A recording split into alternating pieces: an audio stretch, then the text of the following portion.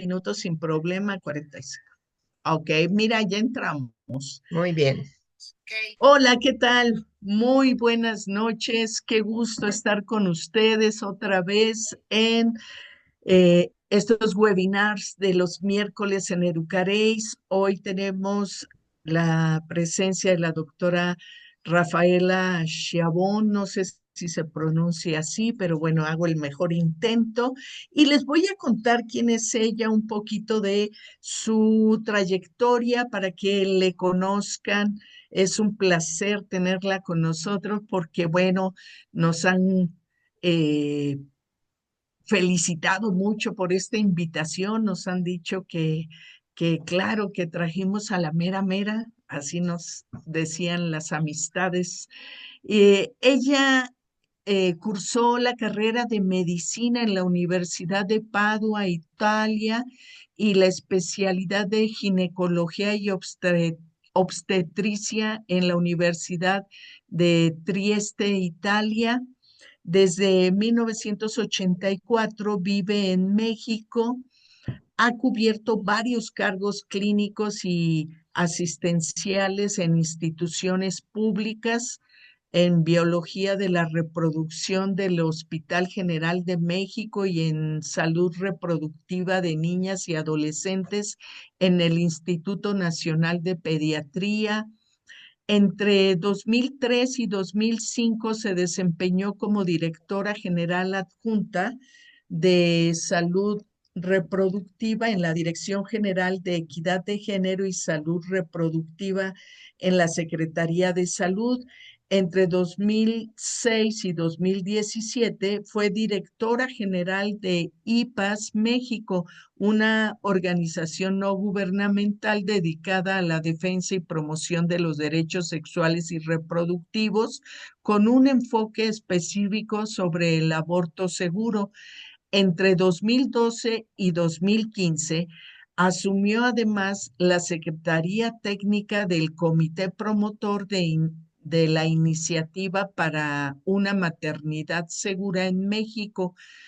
Ha sido certificada por el Consejo Mexicano de Endocrinología y Nutrición y por la Federación Internacional de Ginecología Infantojuvenil, y es miembro de 8 sociedades médicas, de 2 de las cuales es socia fundadora. Es activa como miembro revisor de comités editoriales de varias revistas nacionales e internacionales, y también ha participado en varios grupos de expertos en la Organización Mundial de la Salud entre 2018 y 2024. Ha sido miembro de IMAP, International Medical Advisory Panel, y de la Federación Internacional de Planificación Familiar. Desde 2018 es miembro del Colegio de Bioética de México y entre 2019 y 2023 de la Comisión Nacional de Bioética. Es autora y coautora de 150 publicaciones entre artículos científicos en revistas internacionales y nacionales y capítulos de libros. Ha sido y es conferencista invitada en numerosos eventos y congresos nacionales e internacionales, y también da cursos en estos mismos congresos. Actualmente es consultora independiente en temas de interés de toda su vida profesional. Pues un placer tenerte acá en Educaréis. Mil gracias por aceptar nuestra invitación y te cedo los micrófonos y la pantalla para que puedas compartir con todas las personas que nos acompañan. Muchas, muchas gracias. Al revés, muchas gracias a ustedes por la invitación. Es un honor para mí participar en estas conversaciones. Eh, mm, este tema es un tema que me ha apasionado a lo largo de toda mi vida profesional, me sigue apasionando. quiero hacer énfasis que a lo largo de la plática yo hablaré especialmente de los aspectos en salud, es decir, desde mi expertise personal. Pero por supuesto, y lo veremos al final de la plática, el impacto que sobre estos temas, estas problemáticas tiene la educación sexual integral es enorme. Entonces, vamos a ver un poco, ya empezamos con los primeros problemas porque no avanza, se congeló. No, no te preocupes, ya sea con el cursor o con el mouse, con las Pues flechitas de arriba o abajo o con eh, el mouse, inténtalo. estoy intentando con ambos, O vamos a, salte y vuélvelo a poner. es lo que vamos a hacer, pero Sí. espero que no me lo haga por toda la plática. Bueno, este es mi conflicto de intereses. He estado participando como consultora de industria farmacéutica, pero considero que esto no ha afectado mi juicio clínico, ni mi honestidad clínica y ética en estos temas.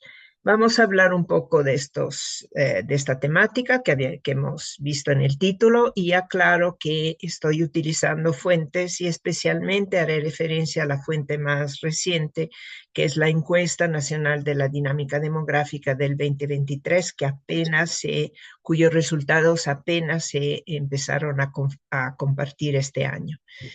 Eh, Otra vez. Perdóneme, porque se está congelando en pantalla completa, como que no deja avanzar con ni el cursor, ni el mouse, ni... Vamos a intentar otra vez compartir. Cuando compartas, hay que compartir como pestaña o algo así. Eh, pues vamos a intentar ir así. You are sharing, you are screen sharing. Pues nunca me ha sucedido esto, digo, que se... Espero que no tengamos que hacerlo uno por uno, porque, bueno, estas son las fuentes y insisto, son Bien, ya fuentes avanzó. recientes. Excelente. Ahorita avanzó, vamos a ver. Para llegar a analizar lo que es la fecundidad de una población, hay una serie de variables, lo que se llaman determinantes próximos de la fecundidad, están aquí analizados, que son la unión o el matrimonio, la edad este mismo, la frecuencia de las relaciones sexuales, el uso o no de anticonceptivos y algunas otras variables que están menos estudiadas, la infecundidad, el aborto inducido y la infertilidad. Yo voy a compartir con ustedes los indicadores más importantes, que son la tasa global de fecundidad. Expresa el número de hijos o hija que cada mujer tendrá al final de su vida reproductiva, todas las mujeres. Pero me voy a enfocar sobre todo a las tasas de fecundidad adolescentes, el número de nacimientos entre adolescentes de 15 a 19 años y sobre todo, bueno, también haciendo énfasis a la fecundidad en adolescentes muy jóvenes, las niñas menores de 15 años. Entonces vamos a analizar estos primeros indicadores y estos son los datos más recientes que nos presenta la Encuesta Nacional de Fecundidad. Les comento que voy a hacer uso de algunas diapositivas que me ha facilitado una colega, la Gabriela Mejía Páez de CONAPO, y así están sus siglas. Podemos ver aquí y voy a hacer énfasis, por un lado, en la fecundidad global que ven aquí señalada a la derecha, y podemos ver que ha bajado entre 2015 y 2020. Cada mujer en 2020, en este trienio, se estima que cada mujer tiene 1,72 hijos al final de su vida reproductiva. Y por otro lado, analizamos la tasa específica de fecundidad adolescentes, que es la TEFA, y podemos ver que en estas últimas encuestas se evidencia un descenso bastante importante para para el 2015 2018 se estimaba en 72 adolescentes con hijos por cada 1.000 adolescentes en ese rango de edad, y ya para 2020, proyecciones del 2023 se estima que bajó a 50. Como lo pueden ver aquí, tampoco el mouse me está aceptando señalar, pero lo pueden ver aquí en la curva donde estoy señalando. Aquí entre el grupo de 15 a 19 años podemos ver cómo ha bajado de manera importante la fecundidad específica en ese grupo de edad. La fecundidad global, y este es un tema que voy a repetir a lo largo de la plática. La fecundidad global, como todos los indicadores de salud reproductiva, como todos los indicadores de salud, sin embargo, está condicionada por lo que llamamos los determinantes sociales de la salud, o ahorita con este nuevo lenguaje que se utiliza, que está impactada por la interseccionalidad. No es lo mismo la fecundidad urbana comparada con la fecundidad rural, y podemos ver que estos son comparativos de las encuestas de 2018 comparado con 2023. Ha bajado en ambos, pero persiste una diferencia entre fecundidad urbana y fecundidad rural. No, también pertenecer o no a poblaciones indígenas impacta en la fecundidad. Podemos ver que si bien ha bajado, insisto, en población indígena comparada con no indígena, existe una diferencia entre estas poblaciones. Y ha bajado también por escolaridad. Quiero subrayar que cuando hablamos de estos indicadores, tiene que quedar claro que tenemos que interpretarlos con una visión respetuosa de las aspiraciones reproductivas, no con una visión demográfica. No se pretende que por ejemplo, la fecundidad indígena baje al mismo nivel de la fecundidad de la población no indígena, porque evidentemente detrás hay diferentes aspiraciones reproductivas, pero seguramente también hay diferentes problemáticas de acceso al control de la fecundidad, a los métodos anticonceptivos, etc. Esto es un poquitito más complejo, pero definitivamente está señalándonos lo mismo, ya con un análisis más sofisticada que hace CONAPO. Está comparando la tasa global de fecundidad. Hay algún problemita aquí. Bueno, la tasa global de fecundidad, la TGF, en poblaciones generales, en poblaciones hablantes de lengua indígena, es de 2.51. Recuerden que la global era de 1.72, y que también por cada grupo de edad vemos un diferencial, ya sea en adolescentes, en mujeres jóvenes, en mujeres de 25 a 29 años. Identificamos esta brecha entre población hablante de lengua indígena y población general, entre mujeres que viven en hogares indígenas, entre mujeres, y en estas poblaciones la tasa global de fecundidad es mayor en poblaciones indígenas que en poblaciones generales. Al revés, en mujeres con discapacidad podemos observar que en todos los grupos de edad la tasa global de fecundidad es significativamente inferior a la tasa nacional. En mujeres afrodescendientes no encontramos una diferencia significativa. Con esto quiero subrayar dos cosas. Uno, que los datos, que el sistema de información en México es capaz de desglosar por diferentes condiciones.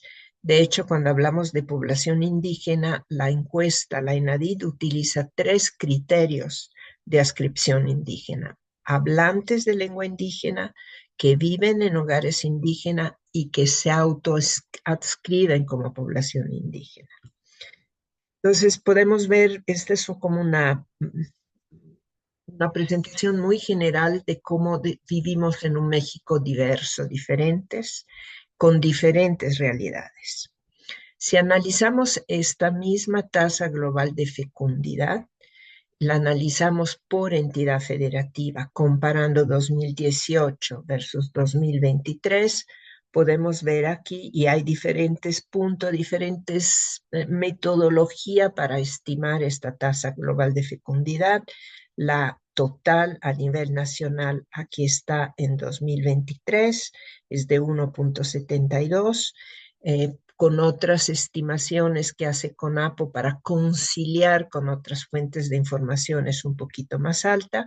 Lo que sí podemos ver aquí, dos cosas, que hay en todas las entidades federativas ha disminuido, que la disminución no ha sido la misma en todas las entidades. Por ejemplo, podemos ver que en Guerrero se ha reducido, pero la reducción ha sido mínima.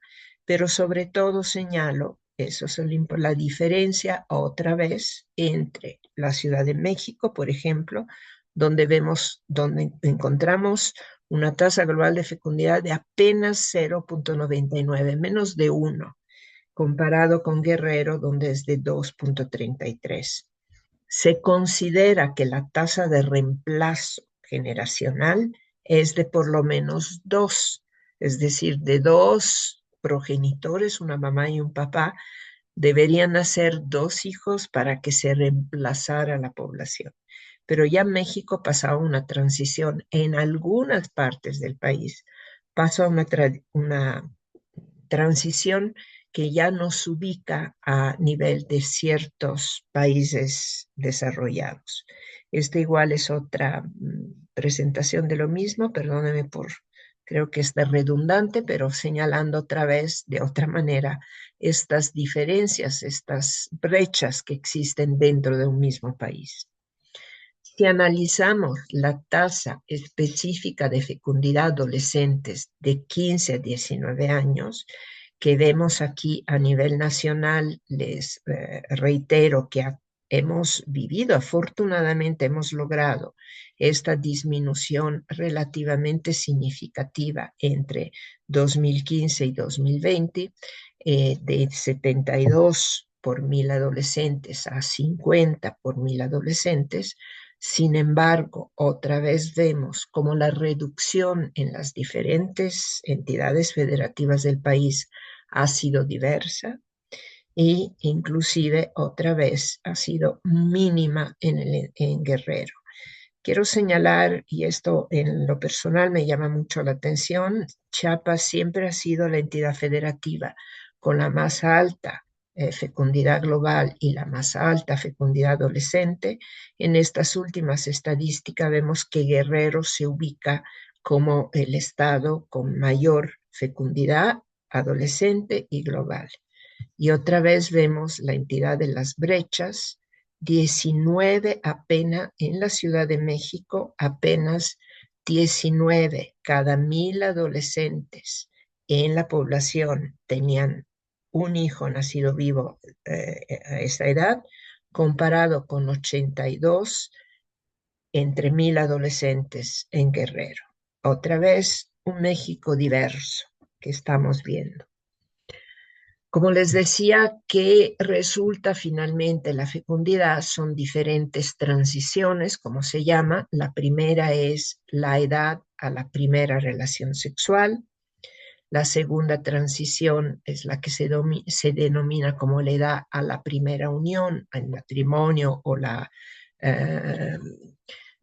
primera unión. La edad al primer hijo nacido vivo y finalmente la edad promedio, todas estas son medianas, la edad al primer uso de métodos anticonceptivos. Y aquí CONAPO hace una comparación entre 2 generaciones de mujeres, una generación más joven, mujeres de entre un corte de mujeres de entre 30 y 39 años, comparada con una generación más vieja, más grande, entre 40 y 49 años. ¿Y qué vemos aquí? Que realmente no se ha modificado mucho las primeras 3 transiciones, la edad de las primeras 3 transiciones. De hecho, se ha adelantado la edad poquito, de 5 meses, de 7 meses en promedio, la edad a la primera relación sexual. No se ha modificado mucho la edad a la primera unión y al primer hijo. se ha adelantado de aproximadamente 2 años, aproximadamente, la edad mediana hacia el uso del primer método anticonceptivo. Son buenas noticias, pero no suficientemente buenas, porque se considera que pues, el acceso a la metodología anticonceptiva debería ser mucho más temprano. Una de las razones por la cual sabemos que México tiene una elevada fecundidad adolescente y que en este sentido es uno de los países con más elevada fecundidad adolescente en la región latinoamericana y entre los países del bloque de países desarrollados, lo que se conoce como OCDE, es la frecuencia de las uniones tempranas. Aquí CONAPO son datos, insisto, de los más recientes. CONAPO analiza el porcentaje de mujeres, que aquí son mujeres entre 20 y 24 años, que se unieron o casaron antes de los 18 años cumplidos.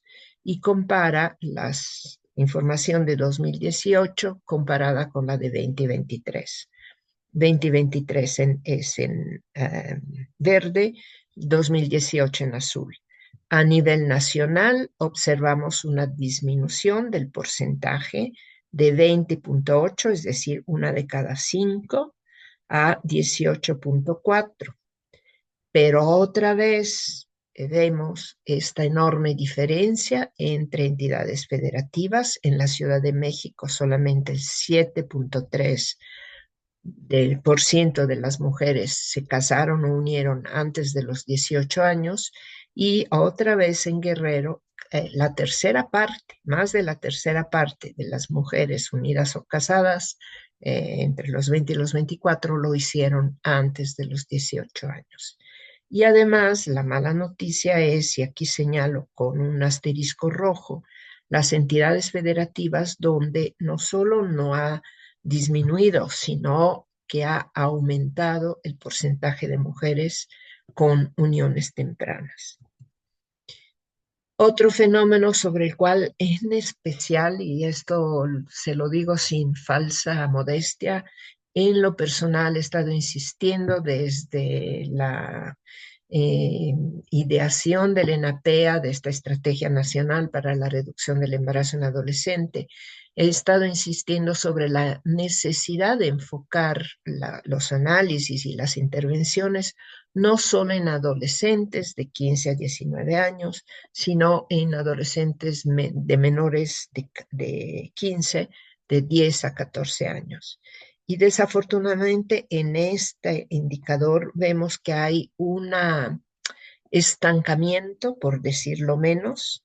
Inclusive si podemos observar aquí alrededor de los años de la pandemia, podemos ver que hubo un ligero aumento y pues eso lo interpretamos como debido al encierro forzado y que lo veremos un poco más adelante, en la enorme mayoría de los casos, por no decir en todos estos casos, se considera que los embarazos e inclusive las uniones en esta edad son una expresión de la violencia sexual.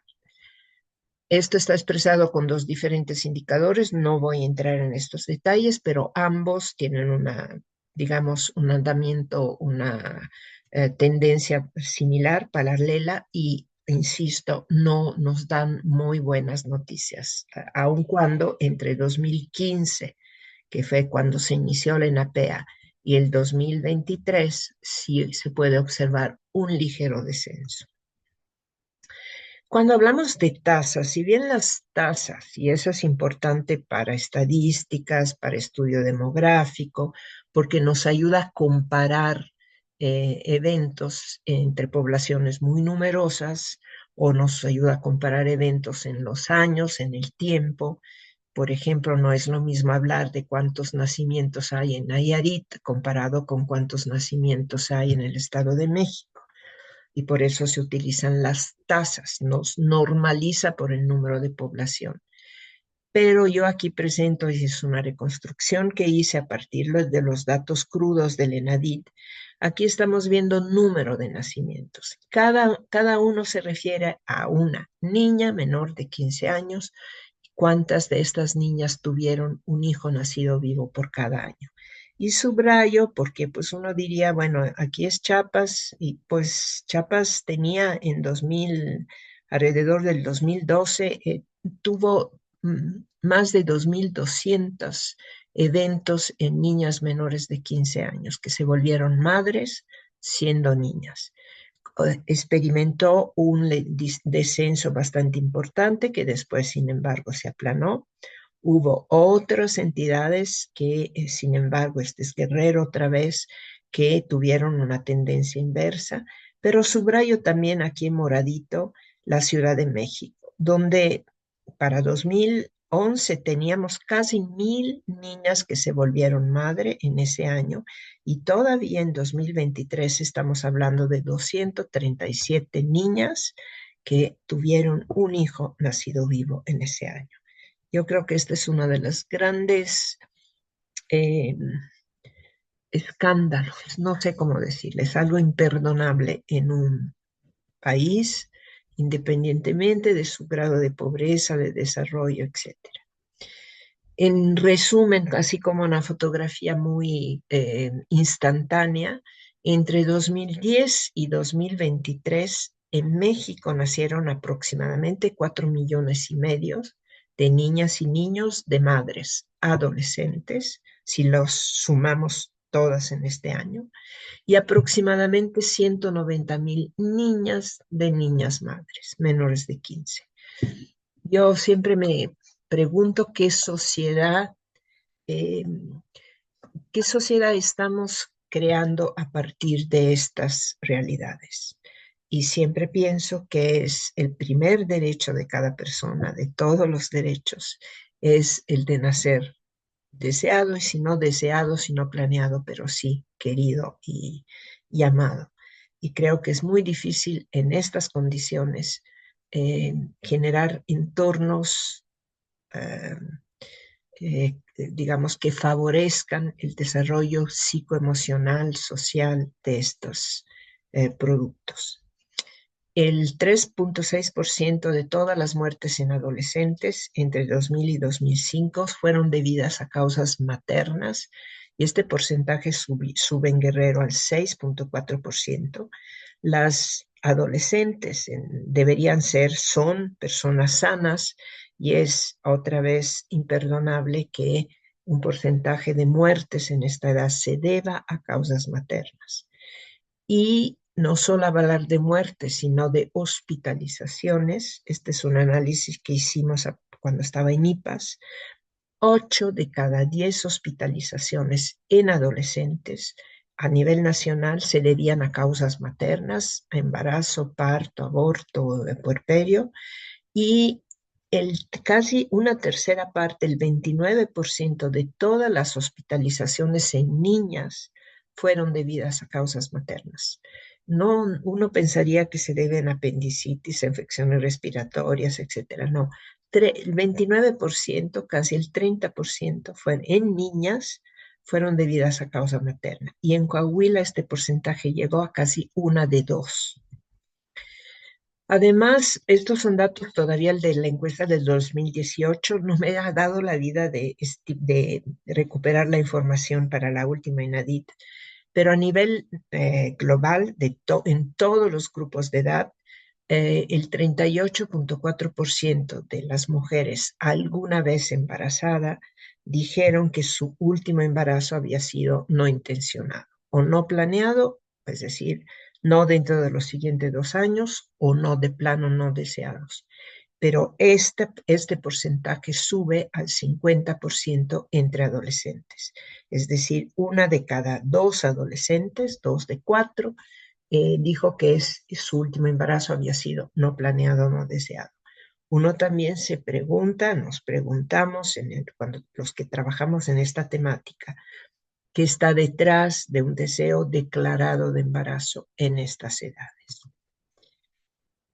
La resultante, además de la actividad sexual, del inicio de la vida sexual, de la unión, como decíamos, entre los determinantes próximos de la fecundidad está el uso o no de anticonceptivo. No tanto la relación en sí, sino si en esta relación se utilizan métodos de prevención del embarazo. Voy a presentar una serie de datos, sobre todo no es tanto el número, sino los números que les presento. Creo que lo importante es como la reflexión de la realidad que está detrás de estos números. Estos datos presentan lo que se recaba de las encuestas sobre el uso de anticonceptivo en la primera relación sexual, en el inicio de la vida sexual activa, por grupo de edad y compara 3 encuestas, 2014, 2018 y 2023. A nivel global, podemos ver entre todas las mujeres que ha aumentado casi al 50% el porcentaje de mujeres que refieren haber utilizado anticoncepción en su primera relación. ¿Dónde ha aumentado más? En los grupos adolescentes de 15 a 19 y también entre las jóvenes de 20 a 24. Entre 15 a 19, el último dato de la encuesta nos dice que casi el 67% utilizó algún método anticonceptivo en su primera relación. Esto señala un aumento importante entre prácticamente la última década, en todos los grupos de edad, pero insisto, sobre todo entre adolescentes y jóvenes. Y yo siempre digo, pues esto me dice que a pesar de los mitos y de las conversaciones en que siempre decimos y que las adolescentes y los adolescentes son irresponsables y ni se portan mal, etcétera, en realidad los datos nos dicen que se portan mucho mejor que sus mamás y sus abuelas. Tienen más información, tienen más opciones, tienen más acceso a métodos, pero se comportan mejor.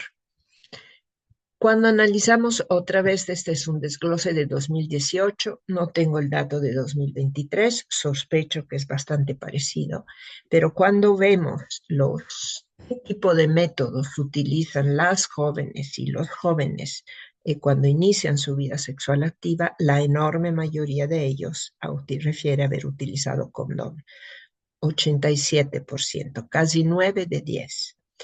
El conjunto de los otros métodos llega apenas al 13% y de ellos pues solamente un porcentaje relativamente importante de estos son pastillas anticonceptivas, pastilla de anticoncepción de emergencia y una serie de mezcla de otros métodos, incluyendo los métodos considerados tradicionales o basados en la fecundidad. Y aquí sí hay que señalar que hay anticonceptivos y anticonceptivos en varios sentidos, en términos de efectividad anticonceptivas, pero también en términos de protección de las infecciones de transmisión sexual. Este es un análisis un poquitito más complejo, pero es un estudio que acabamos de publicar hace un par de años, comparando 3 encuestas de la dinámica demográfica en 2009, en 2014 y 2018 y esperamos poderla repetir de manera comparativa con los últimos datos del 2023. ¿Qué me dicen estas barras? ¿Qué estoy viendo? Estoy analizando la distribución de métodos entre adolescente, entre mujeres jóvenes de 20 a 29 años y mujeres de 30 años y más. Este zoclo azul me dice qué porcentaje de estas mujeres en las 3 encuestas no utilizaban métodos anticonceptivos. En 2018, la última encuesta analizada, casi 43% de adolescentes no usaban métodos, 35% de 20 a 29 años no usaban métodos y 24% de las mayores de 30 años no usaban métodos, una de cada 4.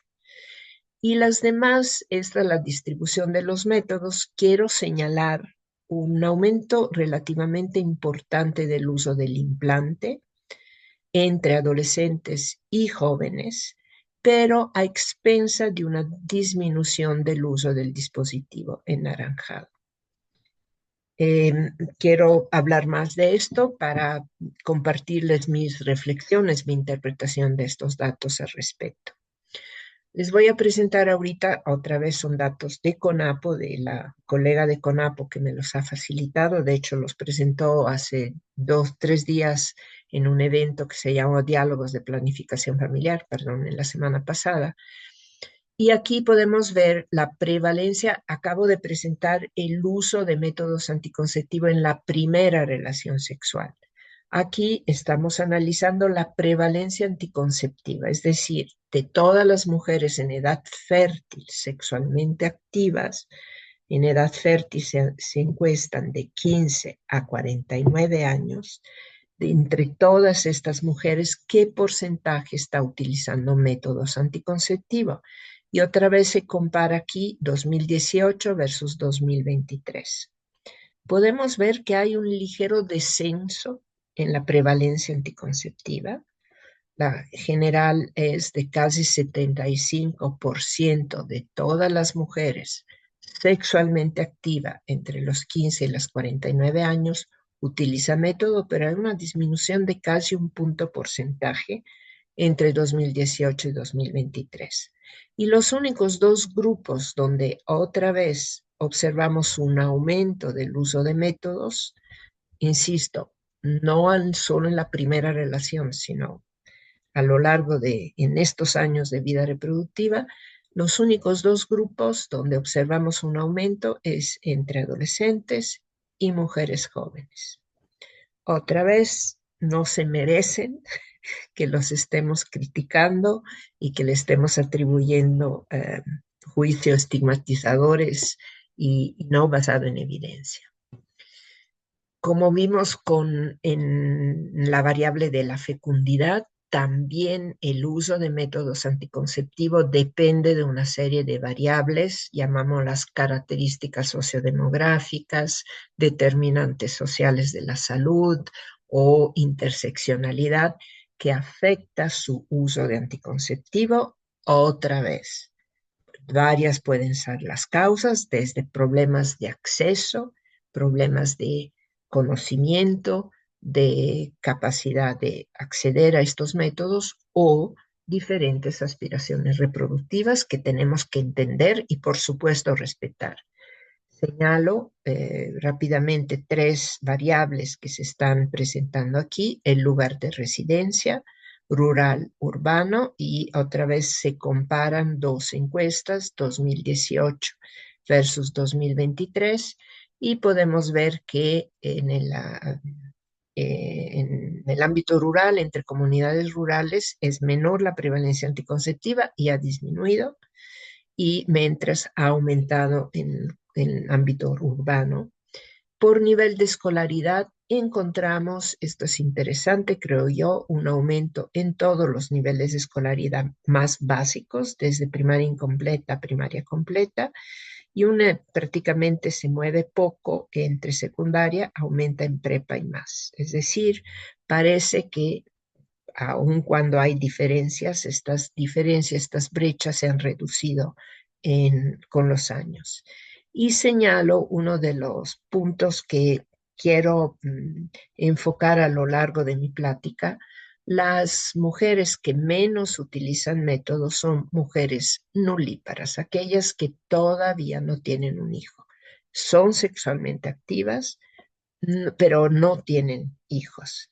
Y aquí apenas la prevalencia anticonceptiva llega al 53%.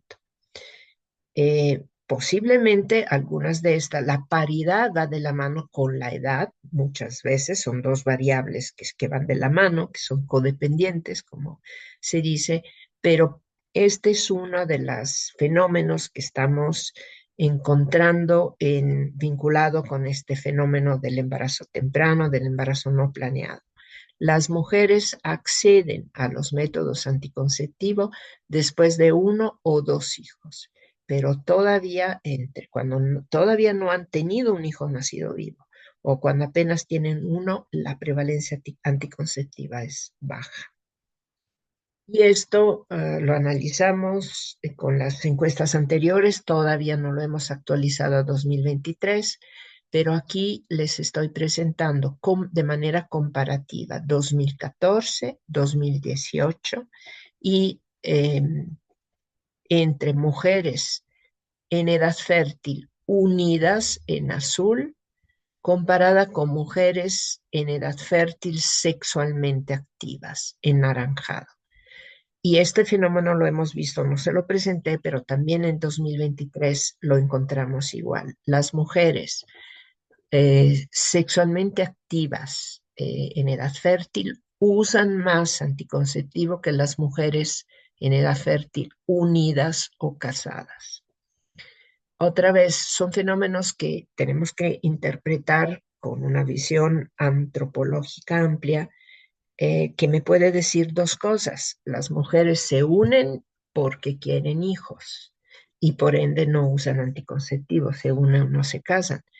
Pero también esto me puede decir que las mujeres que se unen y se casan, y sobre todo a edades tempranas, son las más vulnerables, son las que no solo tienen menor acceso a métodos anticonceptivos, sino también tienen menor eh, alternativas en su plan de vida, tienen una mayor adhesión a normas culturales, patriarcales, de roles vinculados a la maternidad, a la unión, a la formación de la familia, etcétera. Entonces, hay diferentes hipótesis detrás de estos números, de estos datos, pero yo considero que esta es una llamada de atención que nos debe de obligar a enfocar nuestros esfuerzos, nuestras estrategias de comunicación, de acceso, de consejería a aquellas mujeres que se unen y se casan en edades tempranas y que casi de manera automática se embarazan una vez a partir de la unión. Si recuerdan, cuando les enseñé la mezcla de métodos en la primera relación sexual, el método más utilizado, prácticamente el 87% de las mujeres, recuerden que las encuestas entrevistan siempre mujeres, pero el 87% referían utilizar condón, haber utilizado condón. Si analizamos desde otro punto de vista, de todas las mujeres en todas las edades, qué tipo de método utilizan en 2023, y otra vez aquí me lo muestra comparativo entre 2018 y 2023, perdón por esto se refiere, el color se refiere a esto, pero aquí vemos 2018 azul claro, 2023 azul oscuro. Vemos que la gran mayoría, prácticamente más del 40% de las mujeres en todas las edades están cubiertas, están protegidas a través de un método definitivo, de un OTB, y con una ligera disminución en estos últimos años. Sigue habiendo una participación importante del condón, que inclusive ha aumentado. Les señalo en verde los métodos que aumentaron su distribución. En rojo lo que disminuyó la participación del DIU, del dispositivo intrauterino, y aumentó de manera importante la participación del implante. Casi una de cada 10 mujeres que utilizan un método anticonceptivo se apoyan, digamos, en el implante. Y después vemos una disminución de los otros métodos y un aumento pequeño, pero importante, de la vasectomía. Si analizamos, y regresaré a este tema, el tema de los métodos de larga acción, reversible de larga acción, los ARAP, como se dicen en español, como se conocen en español, o LARC, como se conocen en inglés, podemos ver que entre 2018 y 2023, como les decía, ha disminuido el uso del DIU, ha aumentado el uso del implante, pero si sumamos los dos, hay un aumento muy ligero, de apenas un punto porcentaje, de los LARC en su conjunto. Y regresaré a este tema porque en los últimos años en anticoncepción y planificación familiar ha habido mucho énfasis sobre el uso de estos métodos porque son los métodos más efectivos y más de larga duración. Y aquí es esta conceptualización que todos los que trabajamos en anticoncepción, en planificación familiar, en la última década seguramente conocemos. Los métodos se han clasificado de acuerdo a estas últimas marco conceptual en una pirámide inversa de efectividad, donde los métodos más efectivos están en este rango, digamos, y se distinguen entre métodos irreversible, definitivo, como la vasectomía y la OTB, y métodos reversibles como el dispositivo y los implantes, como les comentaba. La efectividad de estos métodos es prácticamente la misma de la OTB comparada con la de un dispositivo de un implante. Son los métodos más efectivos que existen para prevenir un embarazo. En un rango apenas inferior siguen los inyectables, la menorrea de la lactancia con las condiciones de los primeros 6 meses o lactancia exclusiva, amenorrea, los anticonceptivos orales, el parche y los anillos, el anillo vaginal.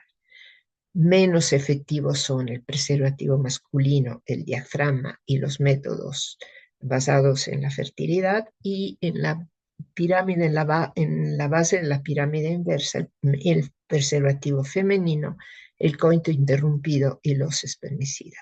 Y el rango de falla va de 20 embarazos por cada 100 mujeres en un año a menos de un embarazo por cada 100 mujeres que usan este método en un año.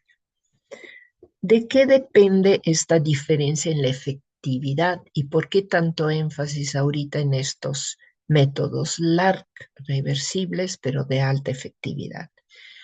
Dependen esencialmente de dos variables: de la efectividad teórica, es decir, de su mecanismo de acción, de cómo sean capaces de prevenir y evitar los mecanismos vinculados con la concepción, con la fertilidad, pero también dependen de su efectividad práctica. Y la efectividad práctica está vinculada directamente con la usuaria, con el uso correcto y constante de la usuaria o del usuario, en caso del condón, pero de la... Entonces son absolutamente dependientes de la usuaria. Y por eso estos métodos, cuya dependencia es, digamos, cuya efectividad depende tanto de la usuaria, tienen este rango de falla mucho más alto.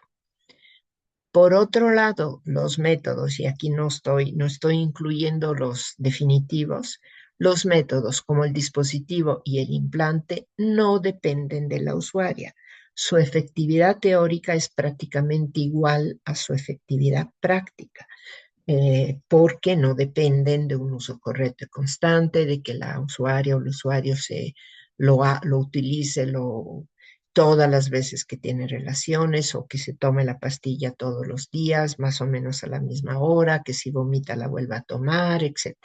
Estos métodos prácticamente no son usuario dependiente, pero tienen un pero: son prestador dependientes. Es decir, estos métodos dependen 100% de que un profesional de la salud, un médico, una enfermera, lo inserte en la mujer. La mujer no se lo puede poner sola, tampoco se lo puede quitar sola, mientras la mujer controla más, pero también es susceptible más de errores en la toma correcta de los demás métodos. Y esta es otra vez, es una reflexión en relación, por un lado, a la autonomía de la mujer en temas de métodos anticonceptivos, por el otro lado, a la efectividad, y además de la efectividad, a la duración de uso de estos métodos. Un dispositivo insertado, inclusive el buen viejo, como digo siempre yo, el buen viejo dispositivo de cobre, puede durar hasta 10, 15 años. Una vez insertado, un implante puede durar de 3 a 5 años, dependiendo del tipo de implante y de la dosis. Es decir, son métodos que han contribuido mucho a la posibilidad del control de un embarazo, pero tienen sus peros. Insisto, relacionado con la dependencia, ya sea del usuario o del prestador, del acceso mediado, el cuello de botella que representa el prestador. Estos son datos muy bioquímicos, muy clínicos, perdóneme, muy epidemiológicos, pero por supuesto no podemos hablar de este tema sin hacer una reflexión, aun cuando muy superficial, sobre las causas del embarazo en la adolescencia no intencionado. Deberíamos reflexionar, tener mucho más tiempo también para reflexionar sobre el embarazo intencionado a esta edad. Entonces, sobre el embarazo temprano y no intencionado. Ya les he presentado algunos de los determinantes sociales de la salud: el nivel educativo, la residencia rural urbana, la pertenencia o no a comunidades indígenas, en general indicadores de desarrollo.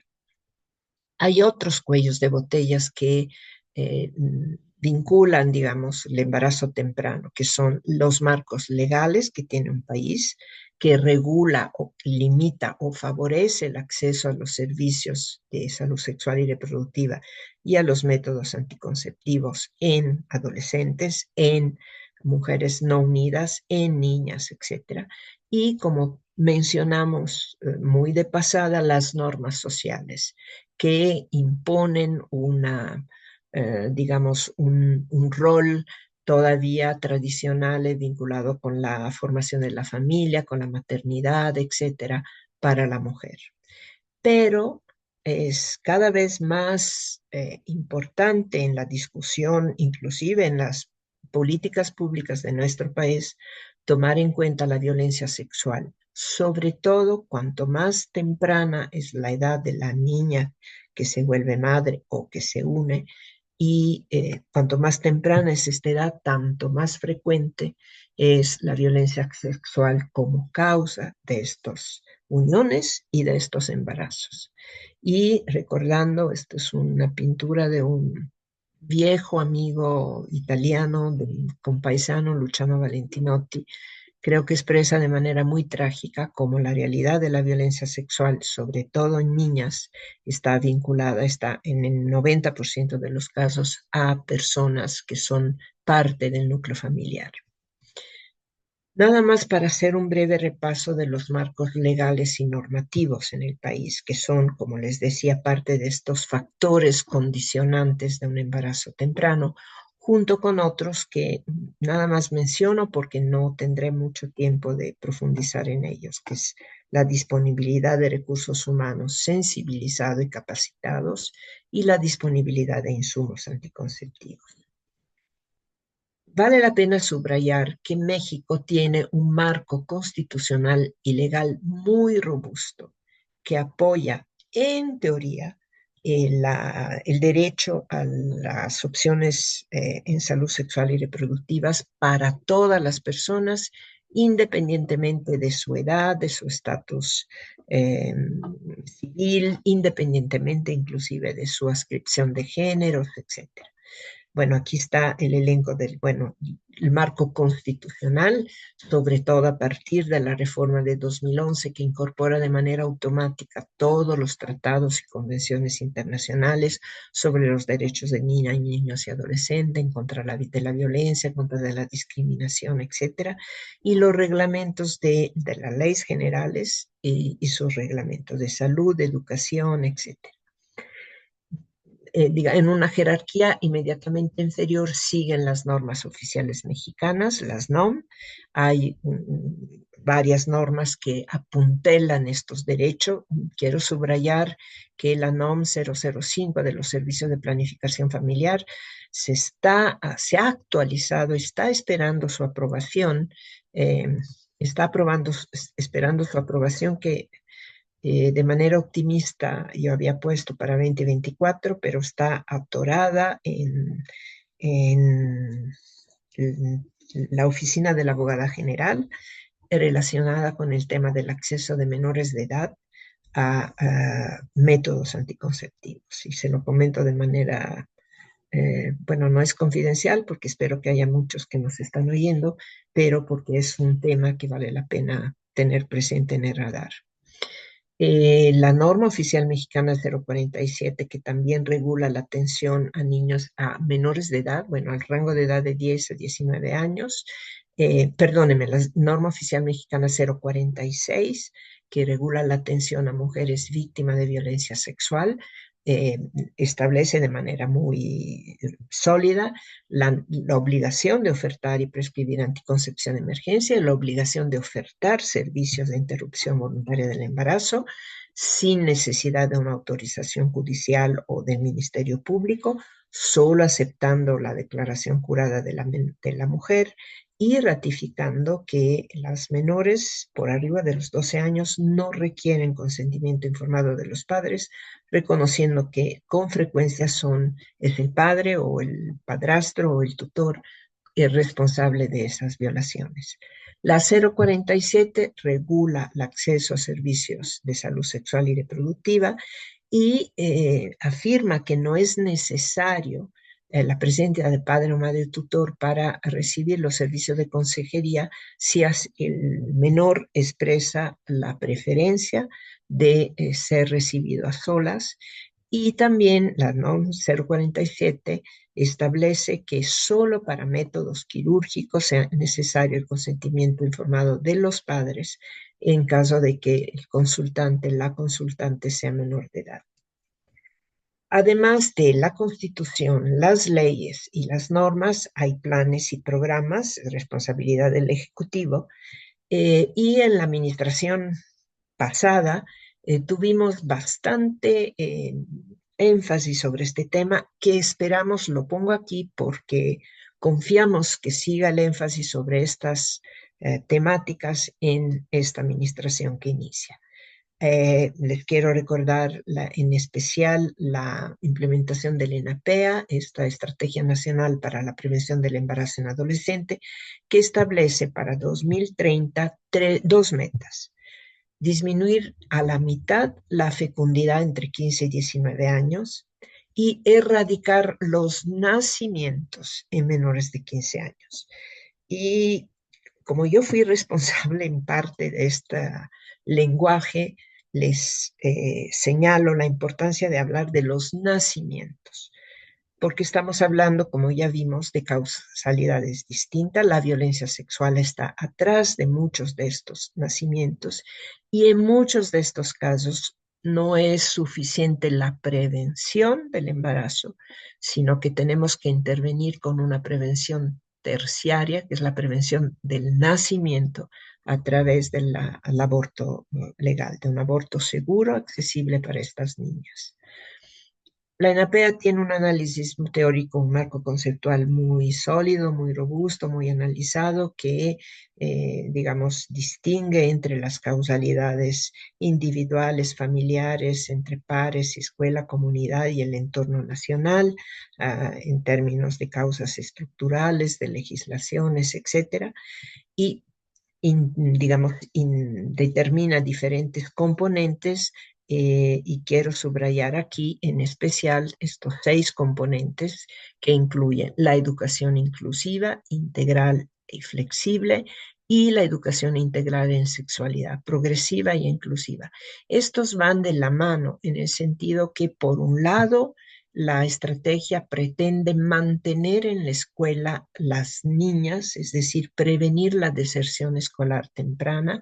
Sabemos que si bien es cierto que las niñas que se embarazan dejan la escuela, es cierto también en México y muchos países de América Latina que las niñas que ya dejaron la escuela son las que se embarazan y por ende mantenerlas motivadas, apoyadas económicamente con becas. Parece que la intervención con las becas ha tenido un impacto en la disminución de las uniones, bueno, de las deserciones escolares, de las uniones y de los embarazos tempranos. Y al mismo tiempo la escuela es el sitio más universal, más fácil para alcanzar a las poblaciones en edades tempranas con contenidos de educación sexual integral. Yo sé que este es un tema que muchos de ustedes tienen en su corazón. Creo confío que en los últimos años del ENAPEA, no en los años iniciales, no en la administración anterior y tampoco al inicio de esta administración, la SEP había sido una de las grandes ausentes en esta estrategia, pero en años recientes, a mi juicio, considero que ha retomado su responsabilidad en el asunto.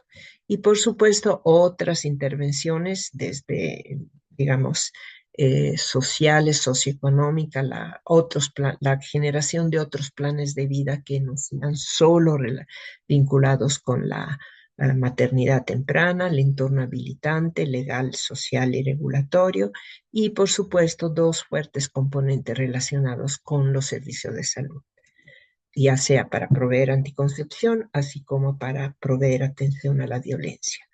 En el micrositio del ENAPEA, que señalo aquí abajo, pueden tener acceso a diferentes directorios de servicios amigables, de atención a violencia, toda una serie de directorios hospitales para atención de la ILE, Fiscalías General de Justicias, etc. Esto está en el papel, sí se ha trabajado mucho para la implementación real en el territorio, pero la sociedad civil es la más digamos, atenta a monitorear y evaluar estos servicios en la realidad.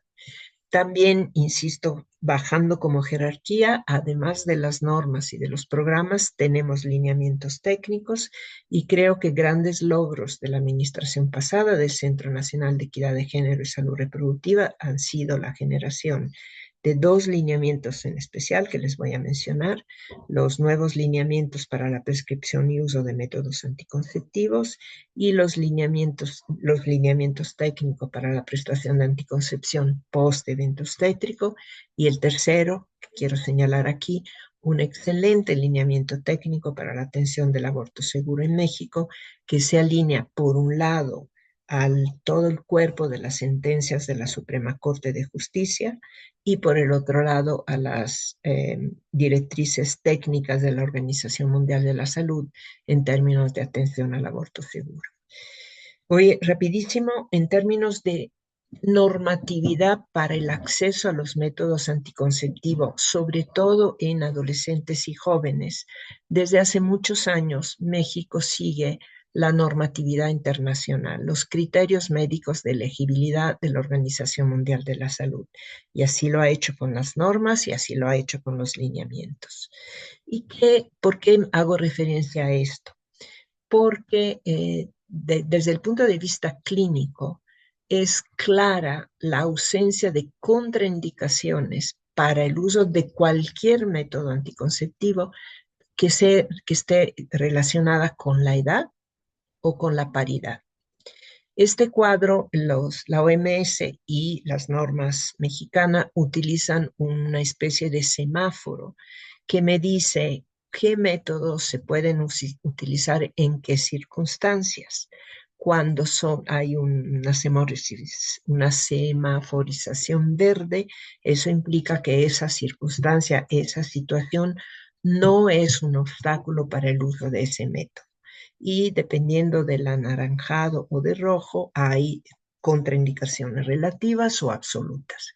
Si analizamos, y este es un concentrado de los criterios de elegibilidad médica, de selección médica de métodos relacionado con la edad, ya sea en menores de 18 años o en adolescentes entre los 18 y los 19, o con la paridad, ya sea en mujeres que no hayan tenido hijos o que hayan tenido uno o más hijos, podemos ver que todos los métodos, estos son métodos hormonales, anticonceptivos orales combinados, las pastillas combinadas, las pastillas de progestina sola, las inyecciones mensuales, las inyecciones de cada 2 meses o 3 meses que solo tienen progestina, el implante o la anticoncepción de emergencia.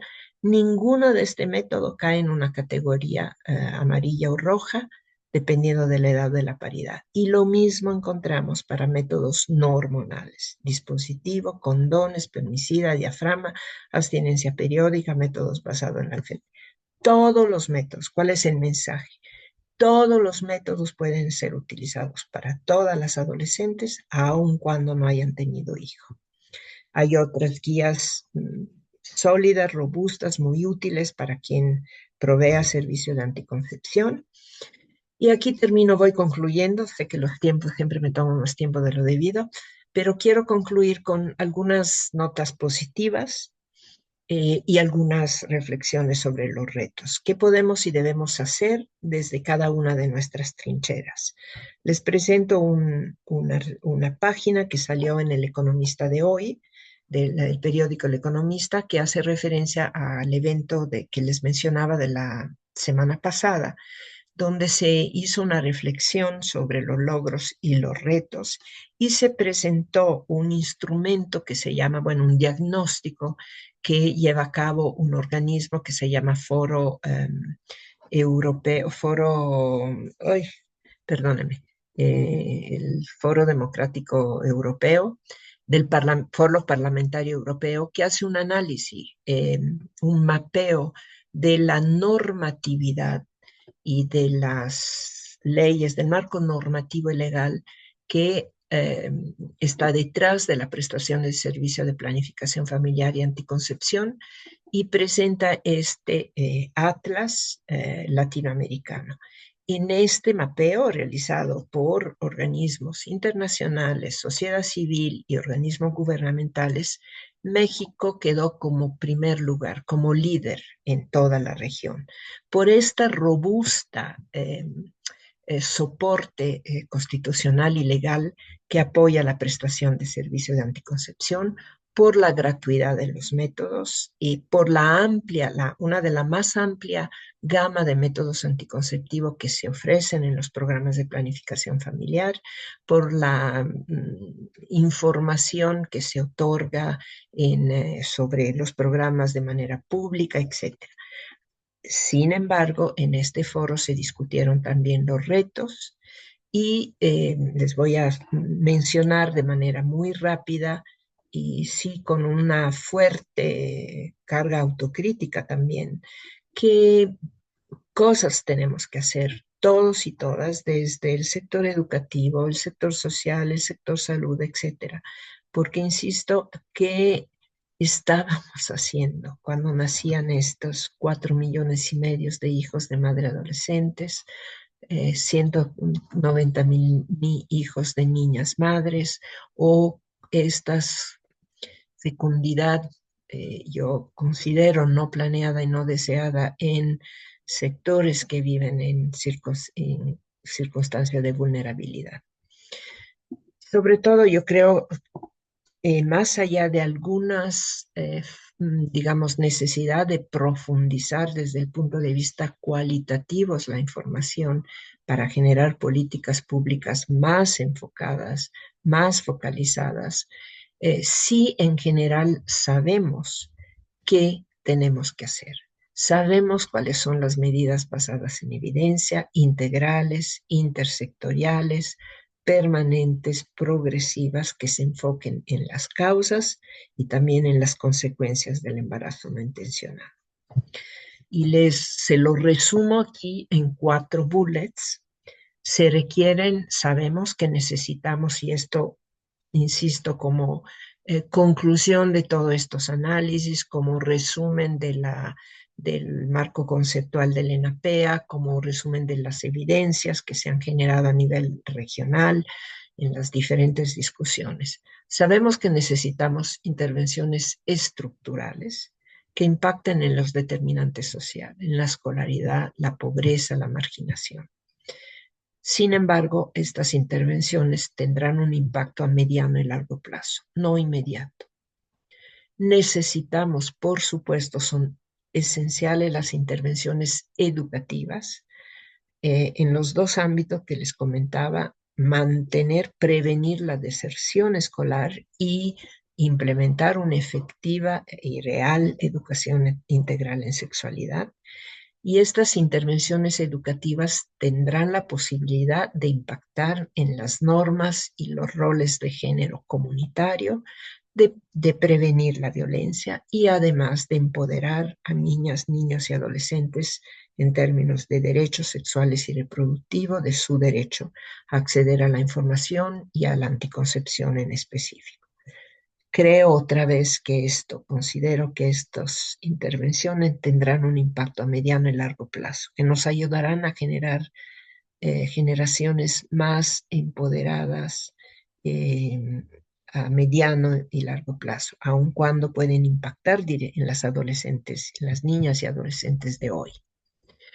Necesitamos también intervenciones preventivas. Y yo creo que esto es importante, pero estoy cansada de oír, y no de ustedes, sino de muchos otros públicos, decir, pues lo que tenemos que hacer es prevenir. Necesitamos intervenciones preventivas que impliquen acceso a servicios de salud, en este caso enfocados al acceso a métodos anticonceptivos efectivos y de larga acción, para que cada persona tenga la capacidad de controlar su fertilidad. Y este tendrá un impacto a corto y mediano plazo. Si mejoramos el acceso a los servicios, mejoramos la disponibilidad de métodos y mejoramos la calidad de los servicios, podemos impactar inmediatamente en las generaciones de hoy. Pero también, y esto es un punto importante sobre el cual en lo personal siempre he hecho énfasis, necesitamos también intervenciones curativas. Y en este caso me refiero a un acceso al aborto seguro. Ahí donde no logramos prevenir, no llegamos a tiempo para prevenir, tenemos la obligación de ofrecer servicios de acceso al aborto seguro para interrumpir esos embarazos no planeados, no deseados, forzados, y permitir restituir salud, justicia y derechos a cada mujer, niña y adolescentes. Y este también puede tener un impacto a corto y mediano plazo, y me refiero en especial a este indicador que no logramos abatir de los nacimientos en menores de 15 años. Concluyo aquí, espero no haberlos aburrido, sé que mucha información, y espero poder eh, tener acceso a preguntas y a la discusión sobre muchas de estas temáticas.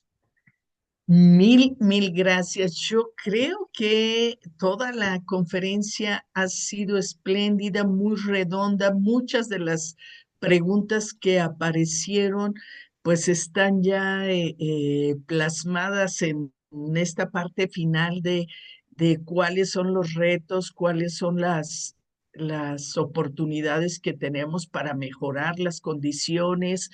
Queda como Tuvimos alrededor de 450 espectadores, espectadoras, y en su gran mayoría fueron estudiantes de secundaria y bachillerato, que eso es una belleza porque justo les está llegando la información. Hay demasiadas felicitaciones de docentes, de colegas educadores sexuales, de personas que conocen el tema y que felicitan la charla, eh, pero también muchas interpretaciones de las chicas y los chicos que nos están escuchando, y me parece súper bonito cómo valoran la información y cómo dicen, esto va en el sentido de que nos cuidemos, nos protejamos, tomemos mejores decisiones, no solo por los embarazos, también para evitar infecciones de transmisión sexual. El tema es importante, nuestra salud, nuestros planes de vida, y eso me parece muy bien que sus comentarios vayan en torno a ello. Y justo que docentes, familias y entre pares, pues la comunicación sea clara, transparente, directa, que dejemos de pensar que porque son muy jóvenes no tienen intereses o inquietudes sobre la sexualidad. Mejor prepararles para empoderarles y que tomen mejores decisiones, ¿no? Por ejemplo, acá dice Mireya Malaquías, dice, es importante hoy en día tener presente que como padres, tutores o docentes somos responsables de la educación sexual de nuestros hijos. De eso depende en gran medida tener jóvenes responsables de su vida sexual. Con esto pueden prevenir que haya niños educando a otros pequeños, dejando truncado su vida social y estudiantil. Seguramente es una madre de familia quien nos escribe. Y bueno, por ahí van más o menos las opiniones y el trabajo. Hacía referencia a lo que pasó en este gran evento que tuve la oportunidad, gracias a ti, de estar presente en Diálogos por la Planificación Familiar y entender lo que se ha hecho, pero lo que falta, ¿no? Creemos que sí, la educación integral en sexualidad es un componente que va a poder empoderar, que va a lograr construir estos espacios donde niñas, niños, adolescentes, jóvenes tomen mejores condiciones. Y la otra parte, la de la violencia, también, si educamos a la primera infancia a sentirse seguras y a transmitir lo que piensan, lo que sienten, serán menos estarán en menos circunstancias de vulnerabilidad, tendrán oportunidad de hablar cuando se sientan amenazadas, amenazados. A lo mejor no podemos evitar todas las incidencias de violencia, pero sí evitar que continúen y se perpetúen o que generen embarazos, ¿no? No sé, te dejo el micrófono nuevamente, porque me Em, emociona mucho esto. Me da mucho gusto que haya habido tanta audiencia y que pues reciban como esta información como una información que les provoque, que les haga reflexionar. Hay dos aspectos que no me dio tiempo de desarrollar, pero por supuesto creo que vale la pena mencionarlos en esta etapa conclusiva, que es el tema de la vinculación entre la sexualidad y el placer. El tema del placer que va de la mano de la sexualidad. Nunca lo hablamos, pero que es una parte importante de los contenidos de la educación sexual integral, la educación integral en sexualidad. Yo como médico, como persona que me he dedicado a estos temas en términos de salud pública, en intervenciones de políticas públicas, he hecho énfasis a estos números, estos datos duros, porque creo que son importantes para sensibilizarnos. Pero no nos olvidemos que la sexualidad es esencialmente una actividad del ser humano que va dirigida al placer, a generarnos placer y a intercambiar el placer con la otra, con el otro, inclusive con uno mismo. Entonces, sí, tenemos que poder hablar de esto en la familia, en la escuela, en la comunidad, en los servicios de salud, para que no los chicos, las chicas, los jóvenes no crezcan solo con la idea del sexo como peligro, peligro de embarazo, peligro de infecciones de transmisión sexual. Esta visión no sirve, sabemos que no es útil, no ayuda a generar autonomía, a crecer, etcétera.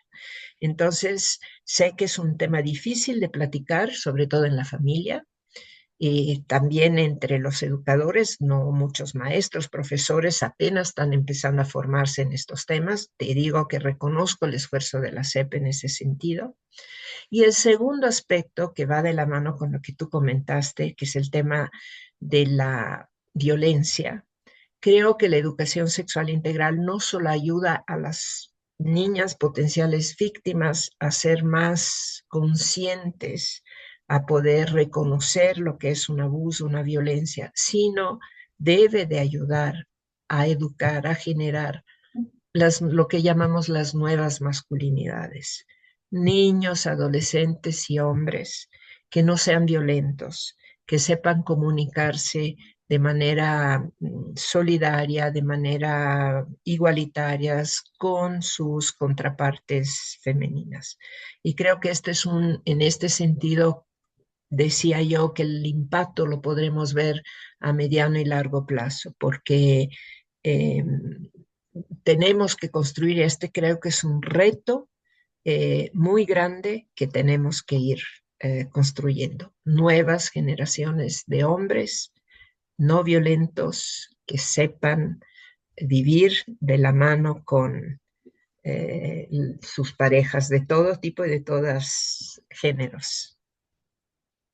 Gracias, gracias. Sí, sí, la educación integral en sexualidad, las formas de relacionarnos igualitaria, respetuosa, inclusivamente, van a ayudar mucho a también diluir esas violencias y esas masculinidades hegemónicas que se habían eh, generado y perpetuado. Creo que estamos también como sociedad avanzando.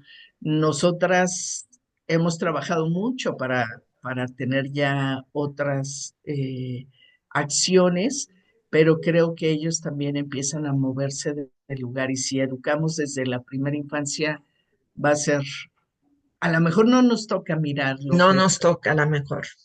pero sabemos que estamos empujando hacia allá, ¿no? Pues muchas, muchas gracias. Vamos a pasar a los anuncios parroquiales que son necesarios en este momento. Eh, Les comparto que somos Educaréis para quienes están por primera vez con nosotras. Somos un programa de educación integral en sexualidad dirigido especialmente para docentes y sabemos que también nos siguen estudiantes y familias y pueden buscarnos también en Telegram, donde publicamos cápsulas que tienen información de educación integral en sexualidad, pero también planeaciones de clase para poder transversalizar en cualquier campo formativo, en cualquier asignatura, temas de educación integral en sexualidad. Imagínense desde matemáticas o literatura o geografía que podamos mirar estas temáticas. Tenemos también este canal de Facebook donde compartimos los webinars de los miércoles y mucha información. Estamos en Instagram, YouTube, tenemos 4 canales de WhatsApp para diferentes niveles educativos, para profesores, profesoras de preescolar, primaria, secundaria y bachillerato. Tenemos también nuestro correo educareis3 en Gmail y estamos en TikTok. Todavía no hacemos mucho contenido, solo estamos promoviendo algunos de los webinares y contenidos de webinar, pero ya nos animaremos a hacer más cosillas por ahí y tenemos nuestro sitio Google donde ampliamos esas cápsulas que publicamos en Telegram para que tengan mayor información. Y bueno, la próxima semana estaremos en la conferencia LGBTQI más componentes de la sexualidad humana. El miércoles 11 en el mismo horario tendremos al doctor Emanuel Carrasco Escobedo. Esperamos su asistencia y que puedan compartir con nosotras. Muchas, muchas gracias. Nuevamente dejo de compartir para que te puedas despedir de todos quienes nos miran. Gracias de nuevo por su atención, por su paciencia. Espero que se lleven algunos mensajes fuertes, importantes y positivos para que vayamos sembrando todos estas semillitas que nos lleve a una sociedad más justa, más equitativa, más empoderada por parte de todas y todos y todes. Muchas gracias de nuevo, Claudia. Gracias.